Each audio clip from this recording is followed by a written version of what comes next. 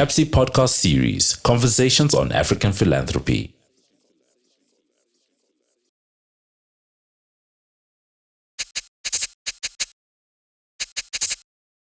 Welcome to yet another episode of our Conversations on African Philanthropy. This is a special edition of our podcast. We hold these conversations with leaders, with experts on the field of African philanthropy.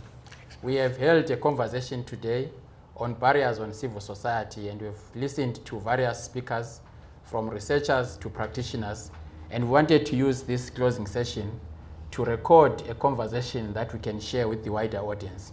I'm joined on the panel by Janet Mawiyoo, former director of the Kenya Community Development Foundation, KCDF, now leading as a consultant for Galvanizing Africa. I'm also joined by Briggs Bomba. Most of you might not know his real name is John Bomba. Briggs is with Trust Africa, is the programs director, operates from Harare, but Trust Africa is based in Senegal. I'm also joined by Ashely Green-Thompson, who is with ACT Ubumbano, a new outfit in Southern Africa that works on solidarity issues. I'm also joined by Halima Mohamed, who is with Trust Africa, but also an associate of CAPSI. Online, we are joined by Velaphi Mamba, who is with the Harvard. He just completed his degree at Harvard Kennedy School of Governance, formerly with OSISA. Welcome everyone to this conversation. We had different conversations today, looking at the different barriers that face civil society at a local level, at a national level. We also looked at the relations that are created between civil society and the state, civil society and business, civil society and civil society itself. And I'm hoping that we can use this session to begin to look into the future and talk about what stood out for each and every one of us from the panel, but also we'll get to the audience to also get to hear their reflections. Maybe starting with you, Janet. You led KCDF for 17 years. And one of the things that I think speaks directly to the issues that we're talking to today is got to do with the issue of resourcing civil society. What is your takeaway from this meeting? And in the work that you have done, could you speak briefly to how you managed to build a complex but fundamental resource mechanism, the endowment that brought together communities from across Kenya? Thank you, Professor Mbeki, and the opportunity to be here. Yes, it was interesting, or rather reaffirming today to listen to the conversation. And it continues to say that these challenges that civil society face are very similar. They've been with us for quite a while. Resourcing seems to be a major one. And that was one of the things I really grappled with when I led the foundation, now 2 years back when I left. And I think after many years of being in the sector and experiencing what it is to fundraise and to also face the challenges on the ground, I realized that at the end of the day, it's so important that an organization has what you'd call flexible resources. An organization must really stand for something so that you are very clear what you are raising money for. And you must be very, very clear and united together with your leadership team in pursuing that. So for me, exploring alternative resourcing for our work was something that I knew was core. And luckily, when I went to KCDF, I joined an organization that had the same convictions as I was having. The fact that it was so important to be able to respond to the community needs, to be focused on what we were about, to push a community-led process in terms of where we were putting our resources. And so within that framework, we then explored ways of creating different ways of resources, one of them being beginning to establish an endowment, for example. And the endowment was an effort out of recognition that the challenges we were dealing with were long-term. We needed resources to continue the work, not only in the short run, but in the long run. So if you have ways of investing portions of money and you are able to draw from that amount of money, it means you have something, you are not as desperate. And of course, we had to deal with the legal issues around that.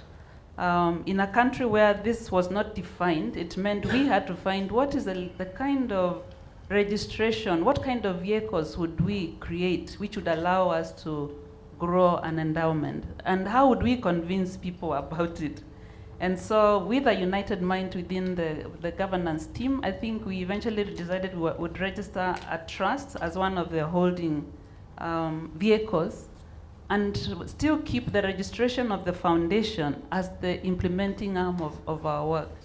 But we also realized it was very important for us to continue operating in an ethical and trustworthy way, because we had to raise money from the people, raise money from communities, raise money from corporates, raise money from anyone who would care to listen to our agenda.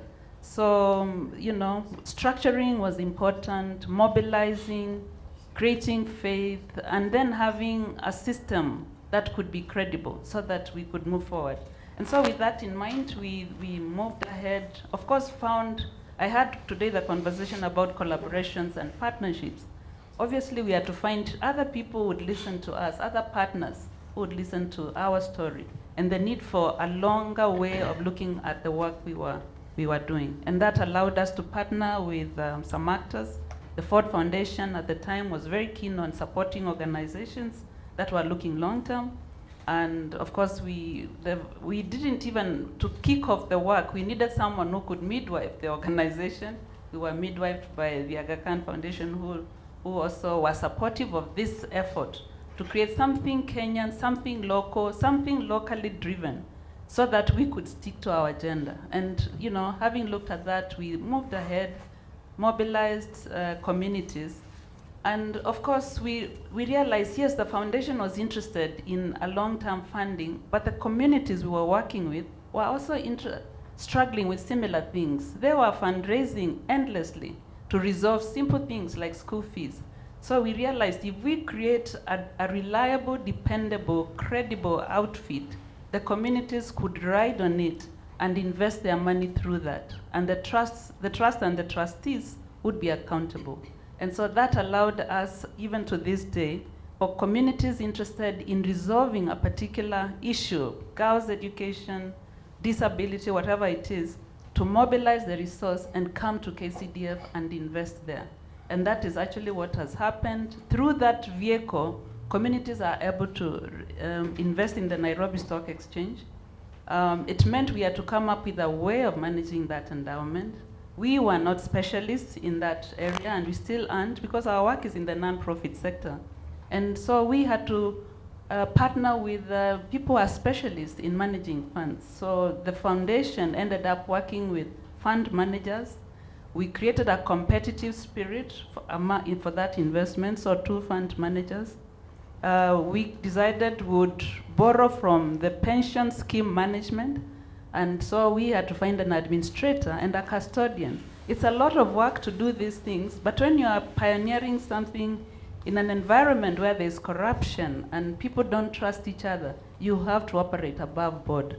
And that has been a journey, a very interesting journey, exciting, tough, I can't cheat you, but it's been great to just walk through that. And it's just out of the determination that we found it so important to remain faithful to what we are about. And growing resources is not something you could do overnight. So just setting the foundation meant we could just continue doing that. And I think that has continued even now. It's a journey that is continuous.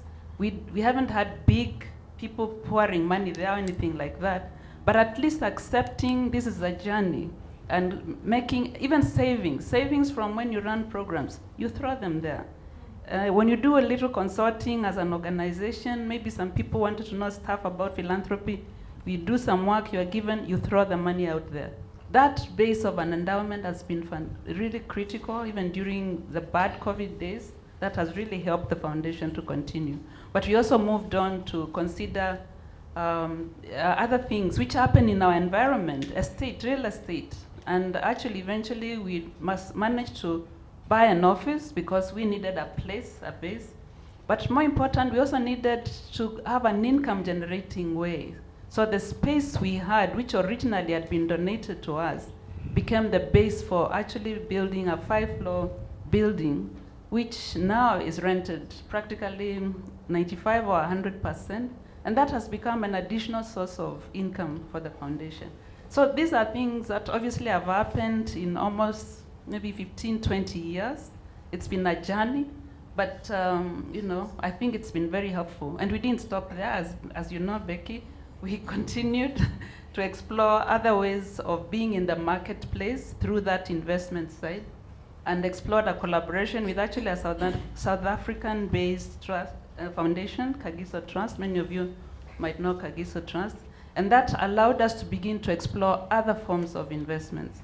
And eventually, of course, figuring out how do you actually manage this investment side. That has led us to create an outfit which is now managing the whole investment side of the foundation. So I'm just saying that I think we have to think out of the box. It made us feel like one time you're a non-profit, but another time you have to think things from a very business type of orientation, because it's trying to see how do you raise money to remain focused on your work, and how do you manage that? How do you create structures? That's the stuff we have had to deal with so that we can move that agenda. I think that's a very summarized way. Thank you so much, Janet. I think what we are hearing here is that throughout the conversations, funding comes out as one of the biggest barriers. In fact, it's projected as one of the factors that shrinks the space for civil society. But there are alternative ways in which we can do that. And I think the KCDF example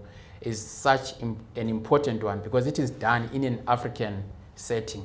So KCDF, unlike other community foundations, took on a national geographic outreach as opposed to in other places where you locate a community foundation in a specific municipality, in a specific region. But they decided to go national because the context was very different from anywhere else in the world. So that's, I think, one of the most important things when we talk about the uniqueness and the Africanness around that. The second is that when Janet refers to communities participating, these communities have created their own endowments, and those endowments are managed by KCDF. So you actually have the bigger endowment, and within that bigger endowment, you've got these community endowments, and there are more than 21 of them, 27 of them, if I'm not mistaken, in that endowment. And the oldest saving of them is about 21 years old in that journey. So I think it's important to really look into these examples which are done in an African context in order to address the barrier of funding. And this case study, I will implore you to actually take a look at it. We have written it. Professor Fowler has actually written a teaching note for the KCDF. We use it a lot in our classes. So let me move on to you, Halima, and just ask you to reflect on what you are taking away from this. But as you do so, I know you've been doing a lot of work on philanthropy and social movements. And the extent to which, as you listen to the conversations and we are now beginning to look forward, what role should philanthropy be playing in addressing some of the challenges that we are facing? But more specifically, what role should philanthropy be playing when it comes to social movements? Because the world is really changing and social movements are coming back in full force. Thanks, Becky. I think I'm... That's sit next to you. Yeah, okay. Thank you, Becky. So I missed the beginning of the conversation, but I caught a bit up at the point where we're talking about which civil society and later on which philanthropy. And I do think it's important, Ashely, you and I might disagree on some of this, but I do think it's important to spend time on the terminology and spend time on differentiating and disaggregating. So the first is around, what's really important is around challenging these Eurocentric notions of civic space and of what civil society is. And not just saying also, we're professionalized civil society and we're social movements, but there's so many in between, and there's so many organizing spaces that come before social movements. So I think that this notion of civic space and what civil society is in relation to how philanthropy thinks about it needs to be greatly expanded and greatly broadened, because I think when we talk about barriers to civil society and civic space, when philanthropy defines civil society so narrowly, it's actually acting as a barrier. And we don't see that enough, and we don't challenge ourselves enough on that, because it's easier to support the organized, professionalized spaces. I'm not saying we should not. I'm saying we need to think about a much more holistic framing of what we mean by civil society, and what does it mean to shift our processes and our extremely bureaucratic systems and our notions of impact so that we are able to cater to this broader civic space. Looking at philanthropy again, there's the which philanthropy are we talking about? There's the everyday individual and associational giving. There's the philanthropy that happens in civic organizing and in movement building, which we don't take into account, but which is significant. And then there's the formal, legally registered institutions. And people sometimes straddle all of these spaces, right? And we tend to put things into specific boxes and then just deal with the boxes. And I think really we have to start to challenge those silos much more. The other thing I took out from some of this morning's discussion was about that this work is not value neutral. So Alan put up, it was the Operation Dudula picture, and yes, that's a representation of civic space. And likewise, not all philanthropy is justice oriented. When we think about philanthropy that's on the right, on the far right, we think about the anti-feminist, the anti-progressive agendas, and the substantive funding, long-term funding that goes into that. We shouldn't make the mistake of saying that all philanthropy is justice-oriented, and I think we have to be specific about saying that this is not value neutral, that we have to be thinking about who is our constituency, and these are justice-based activists, movements, organizations, and organizing spaces. The third thing I think we need to think about is that philanthropy is a political project. If we're talking about justice-based philanthropy, this is a political issue. We can't be neutral in these spaces. It means taking a stand, and it means taking sometimes very uncomfortable stands that don't sit well with the ways in which power is configured and the ways in which privilege is configured. So moving to your role around, Becky, what should our role be? And I don't think this is just in relation to movements, because I think that it's important for philanthropy to really rethink its role generally. We've tended to operate in a specific way. Alan and I were having a conversation earlier where we were talking about, a sick system, a broken system, but actually the system isn't broken. It was built to work this way. And until we don't recognize that we can't continue to tweak within a broken system, but we have to think about redefining what's our role as philanthropic institutions, as justice-oriented philanthropic institutions. So what our role then becomes about centering the agency of our constituencies, whether those are movements, whether those are community organizing spaces or constituency organizing spaces, whether those are professionalized CSOs, NGOs. What does it mean to center their agency? And if the agency is at the heart of what it is that we're doing, then it means that we have to reconfigure our processes. It means that we reconfigure our approaches. It means that we throw our theories of change, in essence, out the door, because we've developed them from a specific perspective, from a specific worldview. What does it mean to develop them in ways that are grounded in the agendas, priorities, and needs of our constituencies? And I think there are some who say, oh, well, philanthropy should just give the money and go away. And that's not what I'm saying. I'm saying that there's a role for people within this philanthropic space to play, but it needs to be guided by the agendas of those that we're serving. And you can lend money, you can lend resources, you can lend access to networks and social capital, you can lend connections. There's much that philanthropy can do. But if it isn't grounded in those agendas, then I think that we have a lot more rethinking to do. And the last one I want to say is that there's a lot of talk around shifting power. And I think it's easy to talk about shifting power and keep your privilege untouched. And so we really need to think about, one, how do we as philanthropy position our privilege in service of constituency agency? And two, how do we dismantle our privilege? Because we don't talk enough about dismantling privilege and what does it mean to do that. Audrey earlier talked about Wraith having a closing down date in 2035. What does that mean in terms of dismantling privilege? vis-a-vis setting up foundations that will perpetuate forever, right? In the context of who controls those foundations, who has decision-making power over that, versus how do we use those resources to look at the longevity and sustainability of those that we're supporting, rather than the longevity and sustainability of our own resources. Yeah, and I think it's a good segue to talk to Ashely, because the issue of shifting power and the issues of solidarity almost in today's context speak to each other. And I think I want to get a sense from you. What was your takeaway, and in the context of ACT Ubumbano, what should we be looking forward to be doing in order to address these barriers that were discussed today? Yeah. By the way, you're mic'd. I'm mic'd. Yeah. I'm the special one. I'll have to be conscious of my privilege, right? Yes.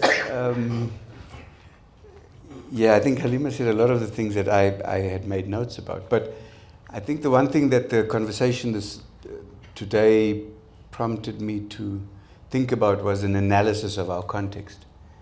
And I think we're in a context where empire is on the move. Ever since we became a unipolar world, empire is on the move. Capitalism is marching rampant throughout our communities. And I think that it does this with the unholy trinity of political power, the power of capital, and criminal and military networks. So these things, we have a crime-ridden South Africa not by accident. It's part of a system that continues to drive empire and the accumulation of wealth for the few.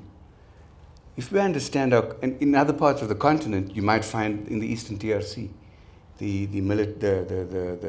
military activity there in pursuit of mineral wealth, with the collaboration of political and capital classes. So we're in trouble. And I think we, as people who are working in a philanthropic space, have a unique opportunity, right? I think we must check our privilege. We must constantly critique ourselves. But we must acknowledge that we're in a unique position of where we, in many instances, control financial resources. We control, well, Bheki controls these airways because he's the moderator of the conversation. But we have the ability to put voice out there. And so if we do a deeper analysis of our context and come to an understanding that this isn't just some accidental breaking of the system, as Halima says, the system was designed to do this. It is a system of death. It promotes environmental destruction. It promotes inequality and poverty as part of its growth gospel, right? So you can't run away from that. It forces us to rethink how we organize ourselves and how we support communities who bear the brunt of that onslaught. People who resist their dehumanization, in ACT Ubumbano's eyes, are the professors of their lives. They're the ones that understand their dehumanization more than anybody in this room who's done PhDs and research and everything like that. And yet we don't listen to those voices.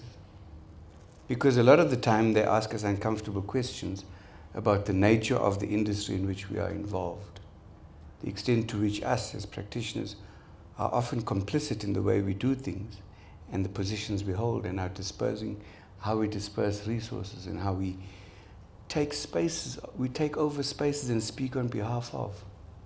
ACT Ubumbano is a very small organization. I have my boss, my colleague there, Zanele, who Zanele is she's an extremely eloquent advocate, particularly on issues of gender justice. And we're part of global networks.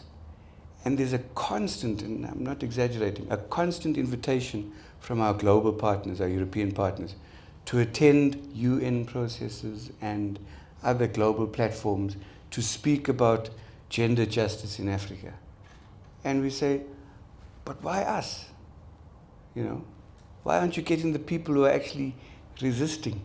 The women who organize themselves in physical resistance to the men who abuse them. Or the LGBTI community in places like Uganda who are mobilizing and in opposition to this onslaught on their very existence. Why aren't you getting those people into your platforms to speak? And I think that's the challenge to us. If you want a new way of doing philanthropy, let's do solidarity, which means you accompany people. You go on a journey with people. It's not a moment. And I'm happy to see things like trust-based philanthropy are talking about things like 10-year grants and, don't worry about the log frame, and it's okay if your impact and your unexpected consequence doesn't happen and all that rubbish. To journey with somebody means that you've actually got to be there when they fall. You can't walk away. You've got to help them up. You can't pick them up and carry them because it's not your struggle, but you're walking with them in solidarity with them as they form their resistance and as they disintegrate at various times, and then how they reform. Opposition to injustice is not a moment. Liberation is not a moment. It's a process. It's a journey. Often, us with the resources in the metropoles, in the cities, in the rich parts of the world, we're looking for those moments of aha.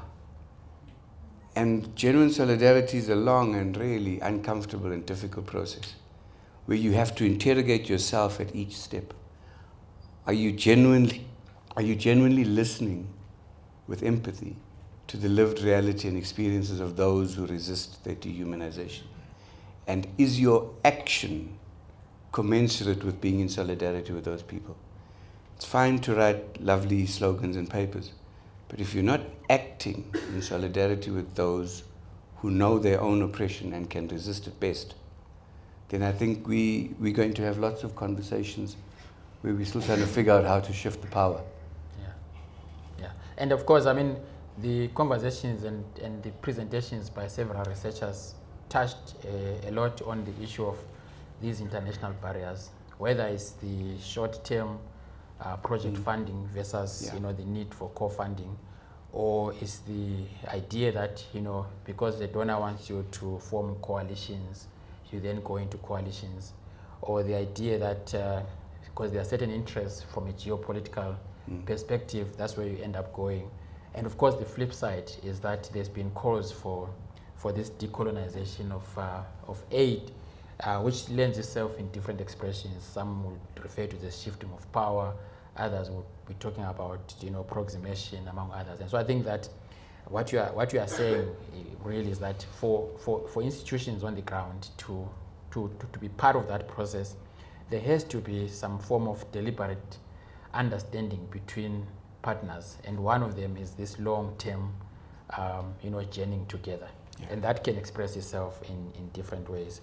And so it lends me to coming to you, Briggs, and this idea of journeying with partners or with communities.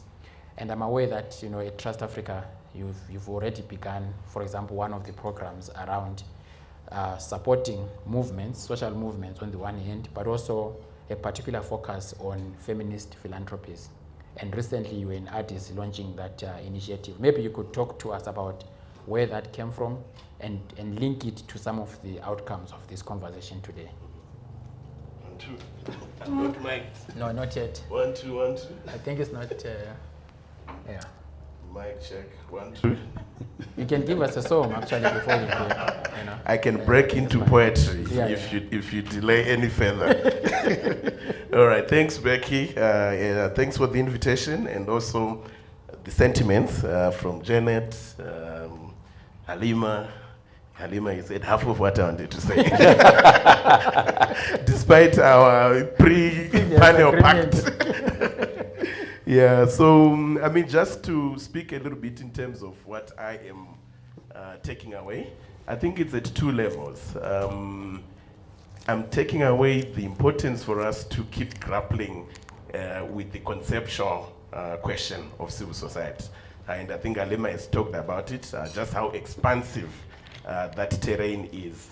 And I think even when we sort of, say it academically, we always find ourselves focused on the professional NGOs registered form of civil society. And I don't think there's enough focus in other vehicles, through which citizens are exercising agency. I think that's the term that came from, Professor Fowler in the morning. That there's a whole plethora of, associational formations through which citizens are exercising their agency, are contributing to shaping social, economic, and political processes around them. And I think it's important for us to really focus on that, given what we are hearing in terms of what shrinking civil society actually means. We are hearing about difficulties in receiving money from outside the country, difficulties in getting registered, difficulties in complying with certain legislations, and some of the formations that we miss when we focus on this professionalized space are actually formations that are not as vulnerable to all these restrictions that are coming into place, which also means then there are formations that are much more better placed to then play a role moving forward. I was in a conversation with comrades from Equatorial Guinea last week, and the interesting thing that came from them was that they've now started to focus so much on the creative sector and artistic, activism. So a lot of artists were involved in progressive expression, transformative expression, and what stood out for them was that these artists are actually saying things in much more blatant manners than what civil society is saying, but they're not being targeted the same way that civil society then becomes targeted. So I think it's really important for us to really focus on some of those non-state actors, non-usual actors that do not fit this professionalized NGO space. It might actually just be the way that we can sustain the civic space, we can sustain organizing, we can sustain agents moving forward. And I found Tendai's own expansion of the whole concept to focus on citizenship to be also very interesting, because once we broaden to citizenship, we are now, and if we were to look at the context, if we were to shift a little bit from the conceptual to the contextual, we are in a context where I think it's arguable that the biggest vehicles for the exercising of what we're calling citizenship are actually political formations. I'll be interested to hear what people think, but political parties really represent the biggest platforms. If we see what's happening, the hullabaloo around voter registration, showing up to vote, and all of these things. So you are seeing the political party playing a very, very important role as a vehicle through which, again, citizens are exercising their agents. But this is in a context where the notion, our understanding of democracy has been reduced to the representational aspect of democracy, not the participation aspect of democracy. So you are seeing again that citizenship, that agency that's being mobilized is really being mobilized for this showing up once every 5 years, then you demobilize it again. And throughout the 5 years, there's someone who's representing you. And then we've got these distortions that are coming in. So I think we really need to interrogate that aspect much more significantly.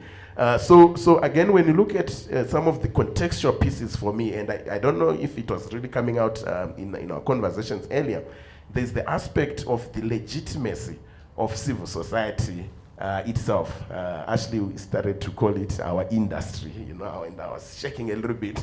Are we an industrial complex? What exactly are we? But there's this question when someone was asking in the morning, like, who are we? And where do we derive our legitimacy from? It's a fact that most of the civil society formations, especially those at the professional level, have a massive social distance with communities and constituencies that they speak on behalf of. So questions arise in terms of, so what is your base? And it's compounded when you then look at the fact that most of the funding that we're talking about is coming from outside the country. It's foreign funding. So even at a state level, that legitimacy question arises again. It gets even more complicated in a context of this whole geopolitical dynamic now, where especially some of this money that is bilateral based and it's so connected to the foreign policy interest of the respective countries from which it's coming from. So there's a very big questions around closing that social distance between civil society and communities and constituencies, and the question of domestic resource mobilization in terms of treasure, in terms of talent, in terms of time, so that we can address some of the contradictions that then begin to come up. And the question of corporate power. I think that's a big thing that we cannot ignore. The way that is also playing into our politics and then compromising the whole space. So coming to your question around the initiative around Pan-African and feminist initiatives, it ties into the question that Sipho asked in the morning to say, okay, this is all about power. The whole conversation is really about building power so that we can bring about societal change, driven by a vision for a just society anchored in the values that Professor Fala was speaking to in the morning. So for us, we've been asking that question. When people say shift the power, I was in a conversation the other time, then someone said, no, it's not shift the power, let's take the power. Then come and say, no, it's not about taking the power, let's actually just share the power. Then someone comes like, no, it's not really about sharing the power, let's confront power. Yeah. Someone comes, no, let's dismantle power. So I think there's a big issue about what to do with this power. Yeah. And I think from where we are standing and what we are pushing, especially with this Pan-African Feminist Initiative, is to really say, how do we build citizens' power? How do we build people power so that we can be real effective agents in shifting social, economic, and political processes to reflect the justice society that we want. And for us, we think the question of investing in organizing, where we are going into communities, we are connecting people, we are strengthening the abilities for these communities to really be able to respond to anything that is arising, that is of interest to that community, to move away from these atomized citizens or atomized individuals to a real community. To us, that's really what building power is, and that's what we are really investing. And we're saying it must be anchored in very, very firm understanding of feminist principles and a commitment to a Pan-African agenda. So I think I'm going to invite one of our panelists online, and as he's getting ready, that's Velapi. I just want to make a comment that what we're trying to do here is to present alternative models that are available right now in different contexts by different organizations that are responding either in one format or in different ways to the many barriers that we discussed in the morning. And so as I go to Velapi, and I hope he can hear us, and so Velapi, in the morning there was a whole discussion around the relationship between civil society and the state. And I don't think we could discuss that today without confronting the situation of civil society in Swaziland or Eswatini. And one key moment in your life personally was the assassination of the advocate Thulani Maseko. And you've been very vocal about that. And I wanted you to talk to us a bit about the state of civil society in Eswatini, and some of the activities and interventions that you and your other colleagues are actually leading in trying to confront power, as it were. So welcome, Velapi. Yes, good afternoon, and thank you for the opportunity of being here, Peggy, and all the panelists, as well as everyone in the audience. I think it is important to emphasize the points that have been made, that indeed we are in very telling times and challenging times for civil society in the African continent. But I'm happy to have listened to the many innovative ideas that are coming through here, especially around how the financing and resourcing of civil society actors in their multiple ways can be achieved in the continent. That's really refreshing, and I think that's the way for the future, so that we don't always depend on a cap-in-hand approach to how we can resource our struggles. Insofar as the situation in Swaziland, I think it would take me the entire day to speak about it, but I will try and summarize. Basically, Swaziland, as we all know, is a monarchical dictatorship. It's a feudal state where the king has absolute power, unfettered power over all three arms of government, and basically is just a law over everyone in the country. Now, traditionally speaking, we know that monarchies are supposedly meant to be unifying symbols where everyone can find safety and comfort and unity of the nation state. But in the case of Swaziland, the current monarch has succeeded in creating a very polarized state where you have a group of extreme conservatives on the one hand and a very growing group of leftist-leaning progressives on the other hand. And the adaptive challenge is how do you bring these groups together in ways that promote nation building and unity, and ways that make sure that there is a consolidation and an establishment of democratic principles and practices in the country, which are currently now absent and on the basis of a constitution that was meant to open up the political space, but only succeeded in cementing the dictatorship of the current king. And as a result of that, the constitution we have does not provide a parliamentary or other pathways for reform that would reflect the will of the people of Swaziland. At the moment, the political environment is very tense. You will know that it's an elections year in Swaziland now. And surprisingly, the government has been able to claim that it has registered 90% of all eligible voters in the country. And I'm saying surprisingly because we know that the country is actually at the height of its most difficult conflict ever faced in its history. And it would be surprising that it would be able to garner the kind of percentage registration numbers that they are claiming to have achieved. Nonetheless, we know that the government controls the entire process of registration. It controls all the tools, the coercive tools that are out there to use to force people to participate in the process and all that.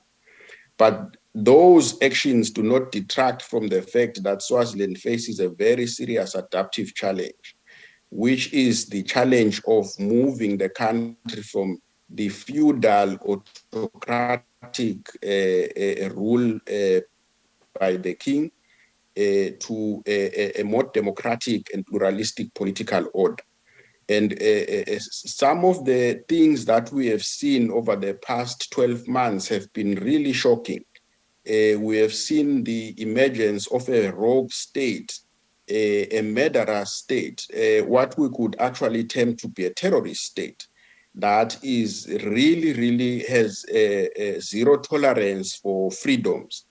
To the extent that while in other countries we see people exercising themselves in terms of freedom of speech, in terms of even organizing and having that civic space to assembly and engage on issues of national interest, that space in Swaziland is completely blocked off and completely closed. There is a rule by the gun and a rule by fear.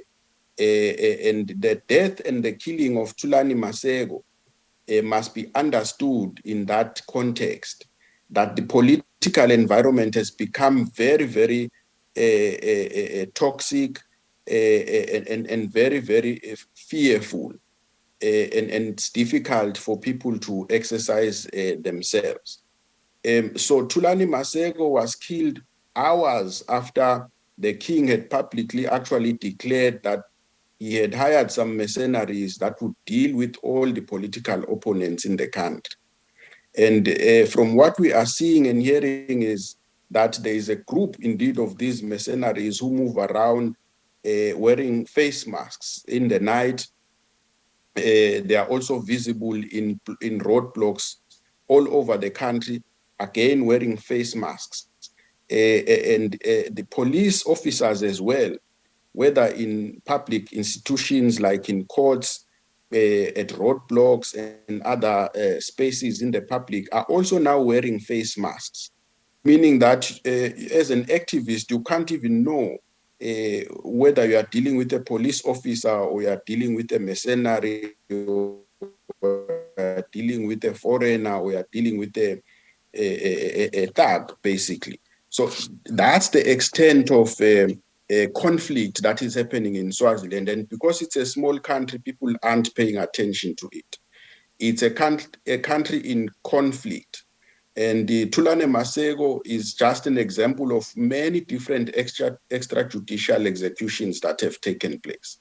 Let me try and summarize what we are trying to do to make sure that we push back on the closure of civic space in the country. I think this is a very important point that I'm going to make about the understanding the sources of the closure of civic space is something that we must take seriously, not just in Swaziland, but the entire continent. In many instances, this emanates from the military-industrial complex, working in cahoots or in tandem with with autocratic governments. Now, we need to ask ourselves what it is that we must do to make sure that we have democratic institutions in terms of our militaries. Because the African continent is spending a lot of resources in buying guns of war compared to resources that could be used for social development and advancing the livelihoods of people. In 2022, for example, we spent a total of 39.4 billion US dollars cumulatively as a continent on arms. And the big question is, which wars are we fighting?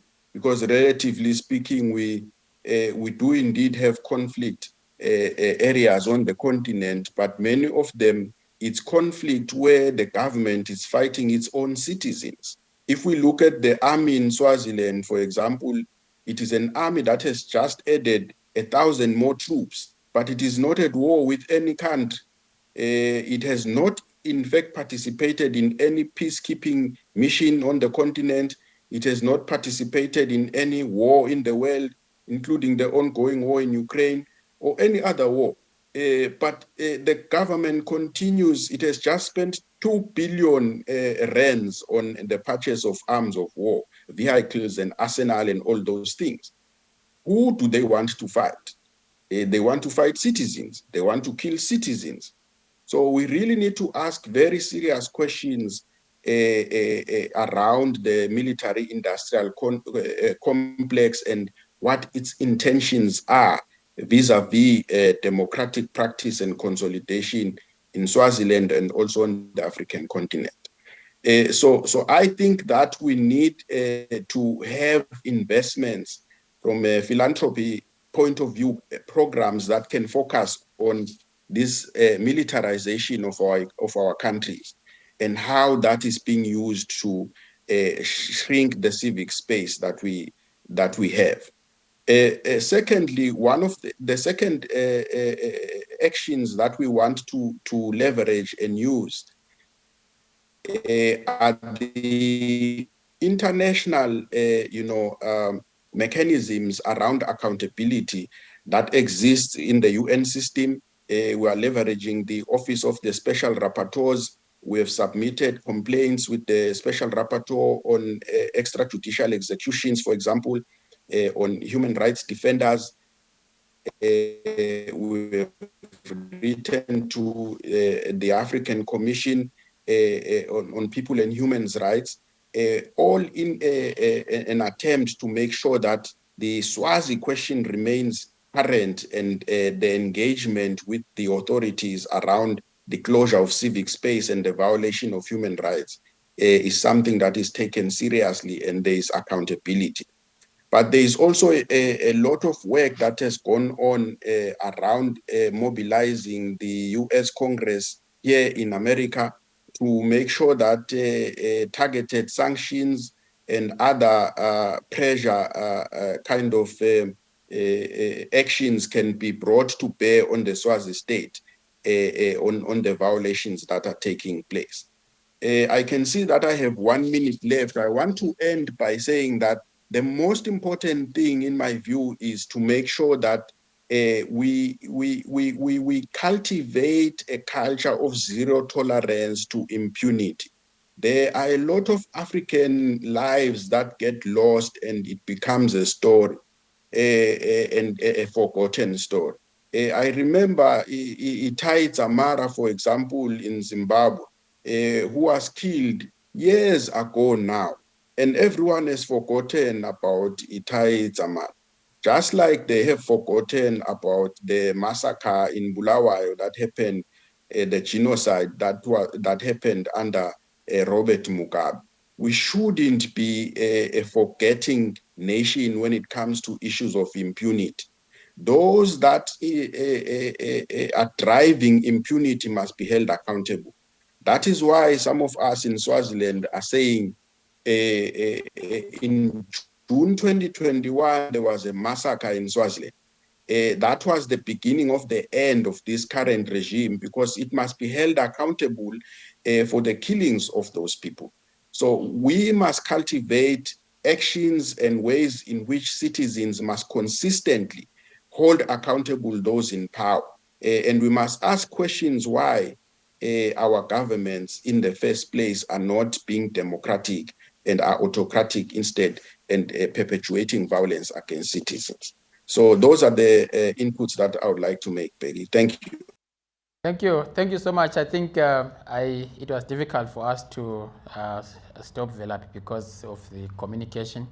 But I think what it has done, it has allowed him to also, because he's writing a paper which was meant to have been presented like the other papers. So it has given us an opportunity to hear what the situation is like in Swaziland. We have run out of time, but I want to make sure that we give the audience an opportunity in case there are 1 or 2 questions that people might want to ask, and then we will close the session. Let me just check if there's anyone online or in the audience who wants to ask a question or to make a comment on the reflections. I see Professor Fowler, and then I see Hlengiwe there as well.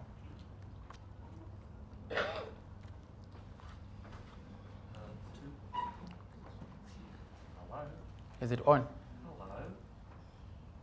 Hello. Hello. Finally, you're good, Prof. 2 comments, not a question. One comment is, citizenship is a 24/7 property of everyone, irrespective of what institution you're in. You're in government for 8 hours a day, for 16 hours you're out. So please be aware that citizenship is a relational property of an individual also with others. So it's both an individual property and a collective property at the same time. And that's quite important, not from an academic point of view, to understand what mobilization might mean. The other is the vast majority of funding from abroad for civil society is diasporic. I don't think we're paying enough attention to understanding how diasporic financing gets used by who for what. It could be fostering social mobilizations at all sorts of things, not just building houses or helping, an elderly person like me go to the pub, respect for the elders. And so I'm joking a bit, but the vast majority of money of high quality is coming from the diaspora. Are we paying enough attention to understanding how that is in community? It's like rain that eventually reaches the ground, not like sunlight that gets captured by the trees, which is what foreign aid is like. It gets captured by the elite in the trees, photosynthesis, and off they go. Yeah. So I suppose an observation that is quite important if you want to try and take forward the question that came from how do you reach grassroots, how do you speak to grassroots, start talking to diasporas, I think, there and wherever. Yeah. And 24/7 is a property of everyone. So please bear that into account, because it could be that the government worker is also in a Stockwell or so 24/7 is a very important property of civil citizenship, as is a collective and an individual property at the same time. It's quite special in that way. Thank you for putting up with it. Great. I think we can take Hlengiwe's comment or question, and then we'll go to, wow. Okay, we'll try and see if we can capture the questions. Hlengiwe?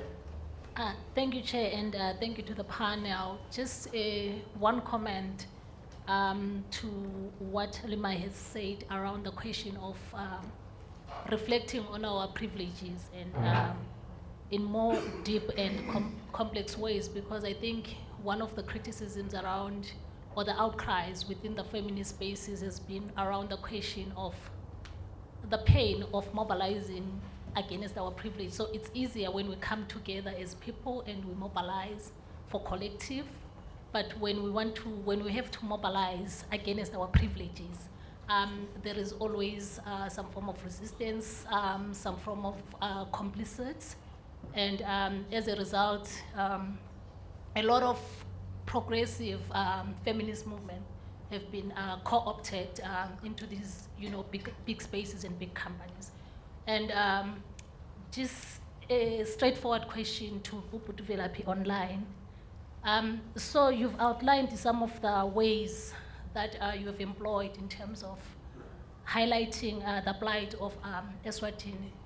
Maybe my basic question from a grassroots perspective, because we tweet every day, we retweet the revolution, we hashtag, and we sign petitions as a way of applying pressure, but it would seem like it does not necessarily translate to action, because even if you submit some of those reports and then you make an appeal and all of that, some of them are being shelved and no action that is taken. So how can we help, or what can we do as transnational networks across Africa, but also globally? Thank you. Thank you. I think, can we move the mic to Neville, then Liberty and Zanele. I didn't get your name. Alan. Okay.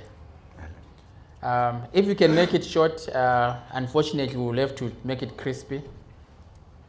Okay, my question is to Janet. I just wanted to ask, over the years with your funding issues, have you managed to come up with a particular funding model, or fundraising model yet, or are you still in the process of trying to get there? Okay, let's move quickly to Liberty. Okay, it's fine. You can already. The mic is with Zanele. Please go ahead. I think mine was also linked on to the endowment raising processes, but also I wanted to ask. We're talking of power is a key or a major thing that needs to be addressed. I know we've been talking shifting and all that. What needs to be done, because it's been put forward? What needs to be done with power?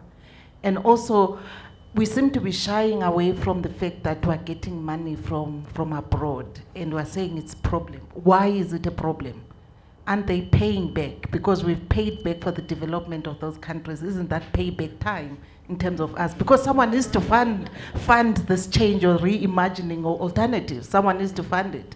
And so why are we shying away from that? Thank you. Okay, thank you, Liberty there. Oh, it's okay, it will come back to you. Okay. All right, thank you so much.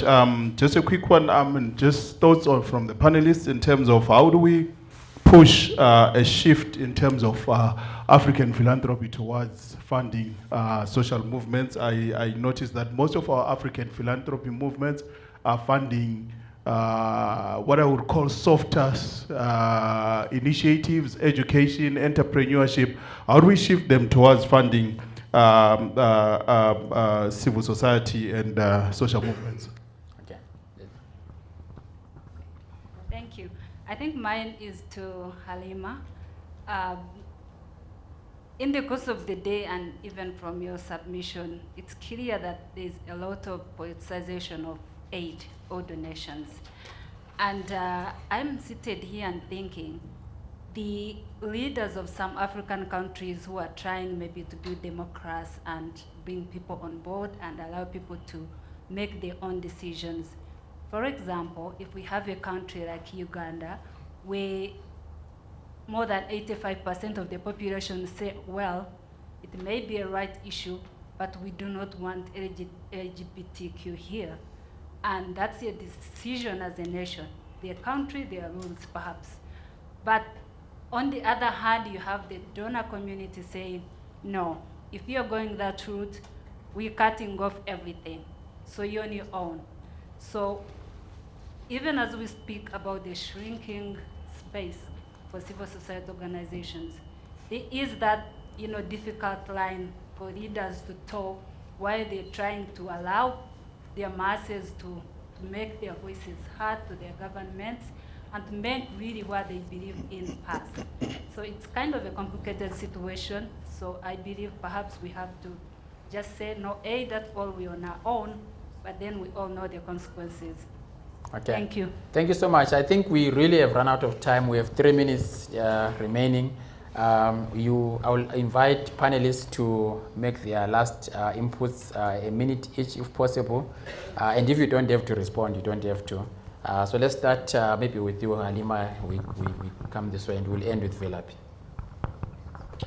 Thanks. A couple of things. One is around money from abroad and money from here. The first thing is, let's not romanticize African philanthropic institutions just because they're from the continent. Many of our institutionalized philanthropic structures have modeled themselves on what comes out of the global north. And so the systems and the structures and the bureaucracies and the thinking that they know what's best because they're elite or they're academic or they're at a different kind of level or because they have money often gets replicated. And so we need to not think about this as a geographic issue, but we need to think about it as an ideological issue. Where are you locating yourself? Are you in solidarity with? What does it mean to be in solidarity with? To talk to the issue of politicization, I think I talked earlier about how this is not values neutral. And so when you're talking about a justice-based philanthropic approach, then you have to be able to take on these issues in very difficult and complex ways. And I think the last one, Zanella, you talked about why are we shying away from accepting African money? And I think there's a conversation to be had around reparations and reparations within philanthropy. It's happening in the US, it's happening in Europe. When we talk about reparations, we only talk about reparations from colonial powers. We don't talk about reparations on the continent from industries and from philanthropic institutions. And I do think that we need to have that broader conversation. Yeah, so let me use my privilege and skip Ashely for now. I'm mortified. Okay, so you will understand why we are skipping him. Yeah. 1, 2. So I think in the morning it was you, Prof. Fowler, who said there's no universal accepted definition of civil society. And I think we should not even try to create such a universal accepted definition. And I would say the same applies for citizenship. We can spend a whole year locked up in here trying to define what citizenship is. For some, it's a certificate, a formal document you get from Home Affairs. For others, it's in a much more inclusive social sense, where really we are talking about, that we can have distributed agency. I worked with a movement that we called Citizens Manifesto, and we defined citizen participation as our mantra was everyone, every day, in everything that matters in terms of our collective progress towards our vision for a just society. So the mantra was everyone, every day, in everything that matters, because we wanted to move away from this notion of participating once every 5 years and privileging representation over this day-to-day participation. What do we do with power? I think we really need to grapple with that question. Even in the experience of the movement that I've just cited, I think we theorized it halfway through. We didn't think it through all the way. So after building something really significant, it became directed in some ways into political processes, because that's where there was some kind of a clarity to then say this is how you can keep exercising your agency. So that became very prioritized. But I think we want to reclaim power. We want to reclaim power as citizens so that we are engaged every single day If it's someone wanting to grab public land, we are showing up as a community to defend that. If it's something to do with the education system we want, we are showing up to defend that. You know, if it's anything that really affects us as citizens, we are showing up, we are not surrendering that power. So it's really a matter of reclaiming that power, and that's why I think this question of organizing, and that's where I'll close, organizing so that we are connected. There's a relationship amongst us as members of a community, and we are responding collectively to issues that affect us collectively, not individually as we are currently seeing. I built my own high wall to deal with security. I dig my own borehole to deal with water shortages. I am going to a private school to deal with a collapsing education system. So there's something about us being connected and us organizing and being a community that can claim power and that can act collectively so that we can change society. I think, you know, there's something that we need to keep exploring that's at that heart there. Time will not allow us to talk about this foreign funding question, but I think it's important. Thank you. Janet? I think the question was around the fundraising model. I actually think we pick the answer from where Briggs left. Many times, the civil society organizations are not properly connected with you know, horizontally. They are more connected vertically. We are more about reporting to external people, not to our communities. And that's why we are unable to raise money locally. It is not uncommon to find a very neat office, I mean, somewhere, neat gate, but the neighbors don't know the name or what that civil society organization does, although you are somewhere. I think that's what is eating us.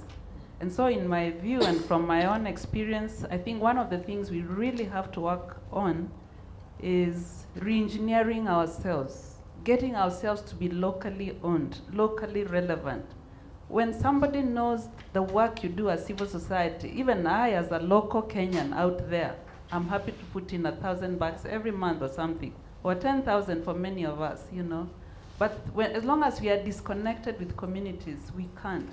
And when I look at how we've raised money in Kenya, you know, it's actually just making time. Of course, you get yourself known to communities. That's where it begins.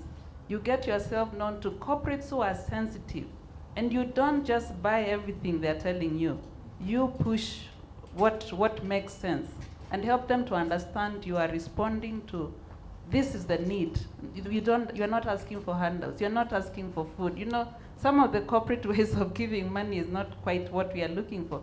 But as you work with them, as you educate them, they begin to change, and they can see. You take them on trips, let them see the work you're doing. They begin to listen to you, and that has been my experience. Even well-to-do people, you help them.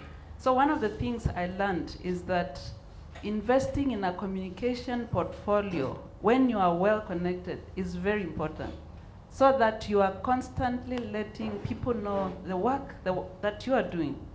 And many of us have not valued communications about our work, not to the funders, but to the people, inviting them on days. And then, of course, there are these different things you keep doing. So when we ask, how do we get African funders to fund local? If we transform ourselves as civil society, we'll get the money. So we have to work on ourselves to get the money we are looking for. And then let's be normal. If we are displaying high life, surely, why will anybody give us money when they can see we are wasting our money? I mean, I think we have to rethink about some of the things which show us negatively in needy communities. Those are some of the things that are eating us. So it's transforming ourselves, begin to communicate, connect genuinely and authentically with the communities we are serving. Life will begin to change. We'll get the money. Even the diaspora will give us money, by the way. I agree with Alan that we can transform some of the money from diaspora by what we are doing and by demonstrating we are credible actors. So the buck stops with us. We need to change.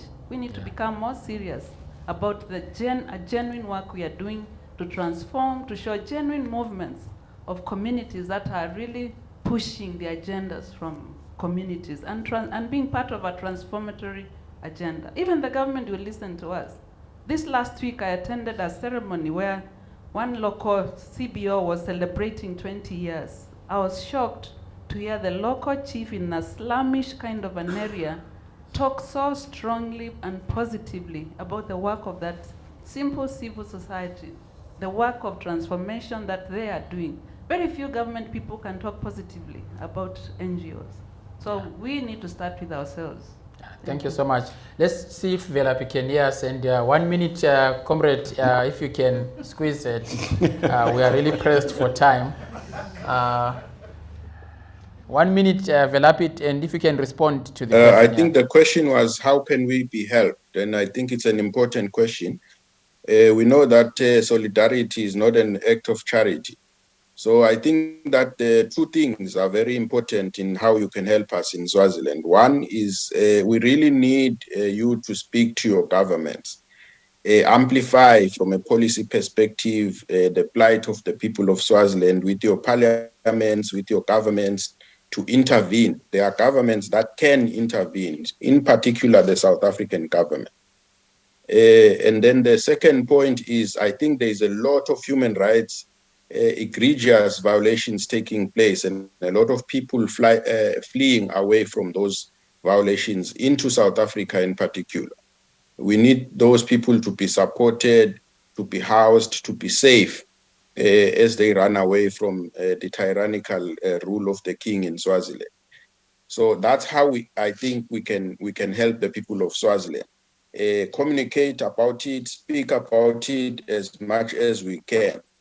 I want to end by saying that the struggle never sleeps, so and it never ends. So we need to really make sure that we push back against impunity in our communities, in our countries, and make sure that the governments that we elect are not given the space to be dictatorial and to suppress the will of the people. Thank you, Bhekinkosi. Much, and the reason why I said Ashely must wait is because I wanted us to end on a very specific and unique way in which all of us individually can respond to some of the situations that we are describing. So Ashely recently ran the Comrades Marathon. He ran 87.7 kilometers, but there was a cause, and I wanted him to use this opportunity to talk to that. Thank you. Yeah. Thank you. Can I make just one quick point before because that's a really nice story to end the day on, I think.